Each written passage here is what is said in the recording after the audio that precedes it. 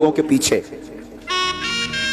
माँ बाप को छोड़ देते हो। माँ बाप इस धरती के भगवान है, माँ बाप इस धरती के ईश्वर है, माँ ममता की मूर्ति है। और मैंने बुरा मत मानना, तुम पूजा करो, पाठ करो, कथा सुनो, मत सुनो, हो सके तो कल से बंद करो और माँ बाप की पूजा कल से शुरू करो।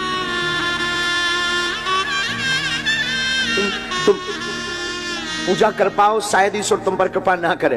तुम पूजा करो, शायद ईश्वर को स्वीकार ना हो, पर तुम माँ बाप की पूजा करके देखना, मैं दावे के साथ कहता हूं वो जरूर सुनेगा। माँ बाप और गुरु इस धरती के भगवान है। निवेदन करूं, सबको सताना, पर बच्चों माँ बाप को मत सताना। माँ बाप कोई साधारण मानव नहीं, माँ बाप इस धरती के साक्षात ईश्वर है।